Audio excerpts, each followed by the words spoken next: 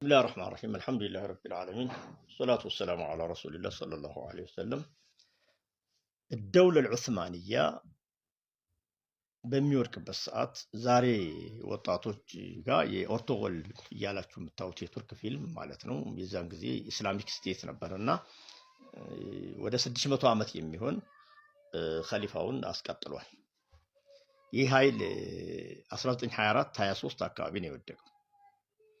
በሚወድቅበት ሰዓት የአረብ ብሔርተኝነት በጣም ነግሶ የወጣበትና እሱን ደግሞ ለመጣል ነጮቹ አሜሪካና እንግሊዝ ሌሎችም ተጨማምረው የእስራኤል የምትባል ሀገር መመስረትም ፕሮግራም ስለነበረና አውሮፓ ላይ እስራኤል የምትባል ሀገር ግራፉ ተሰርቶ ያለቀለት ስለነበረ ኦቶማን ኤምፓየሩ መውደቁ የግድ ነበር።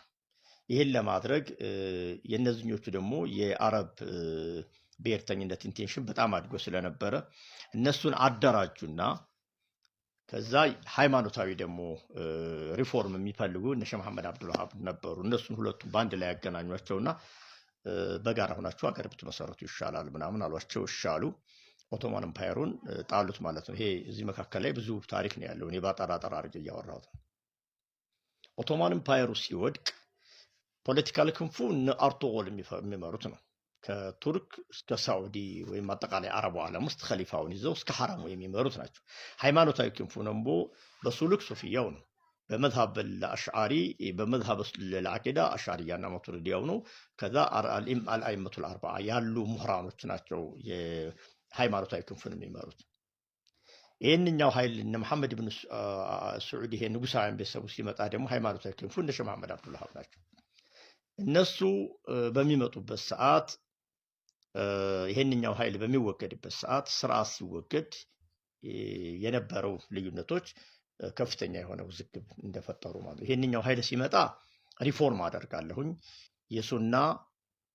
የሱናና የተውሂድ መንግስት መሰረታለሁ ነው ያለው። ይሄን መስርተናል። ኪታቡ ሱና አላ ፈህሚ ሰለፍ ነው።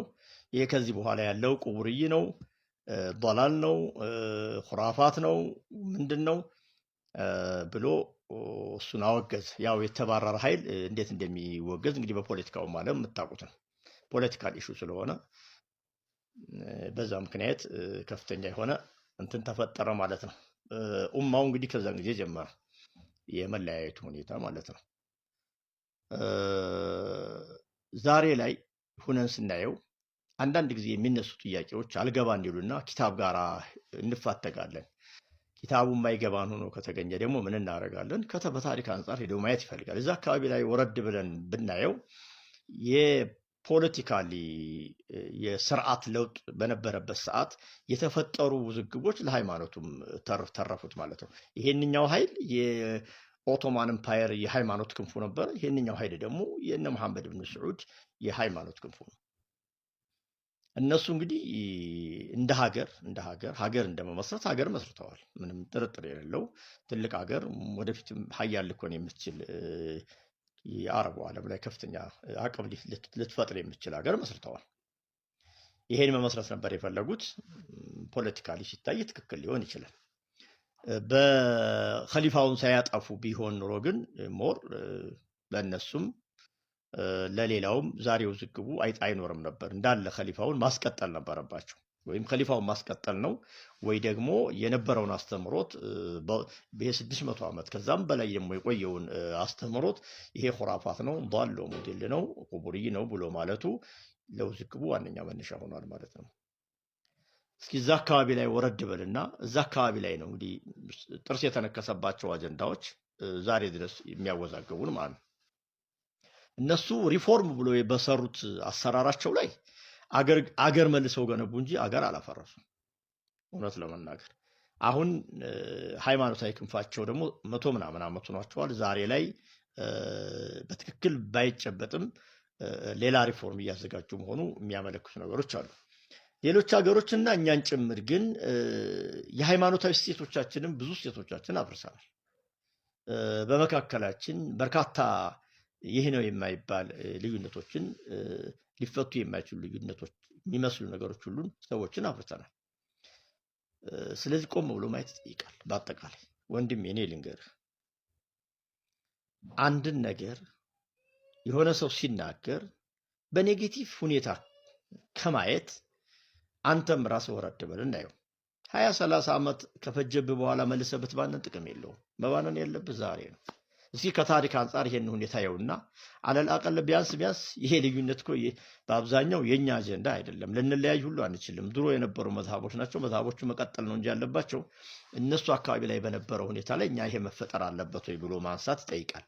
ሌላው እንግዲህ የኦቶማን ኢምፓየር ሲወድቅ ይሄንኛው ኃይል የተውሂድ እና የሱና መንግስት አቋቋምኩ ሲል ሌሎች የአረብ ወጣቶችና ሌሎች የአረብ ምሁራኖች ይሄ ኢኽዋን የሚባለው አረ ኸሊፋው መመለስ አለበት፣ እንዴት ብሎ ነው ኸሊፋው መፍረስ ያለበት? ኸሊፋው መመለስ አለበት የሚል ጥያቄ አነሳ። ኸሊፋው መመለስ አለበት ብሎ ሲያነሳ ግን የኦቶማን ኢምፓየር ወይም ደግሞ የቱርኩ አመራር ቱርኩ ይቀጥል ለማለት አይደለም። አረቢዝም ቢሆንም ችግር የለም፣ እንደውም መሆን ያለበት ከቁረይሽ ነው ብለው ነው የሚያምኑት። ግን ኸሊፋው ግን መፍረስ የለበትም የሚል ጠንከር ያለ አቋም ይዘው ተነሱ። ይሄ ሲልሚ በመሆኑ ትጥቅ የያዙ ሰዎች በተደጋጋሚ ይሄን ኃይል እያጠቁና እንትን ያደረገው ማለት ነው።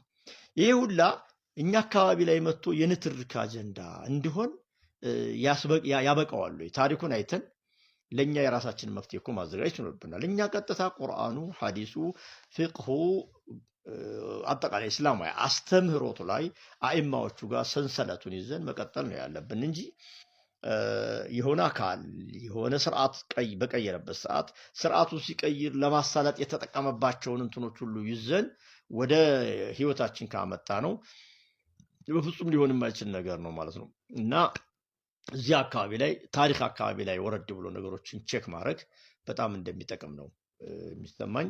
ኢንሻአላህ በደንብ ሊታይ ይገባል። ነገም ከነገ ወዲያ በደንብ የምንተነትነው አጀንዳ ይመስለኛል። ሰላም አለይኩም ወራህመቱላሂ ወበረካቱ።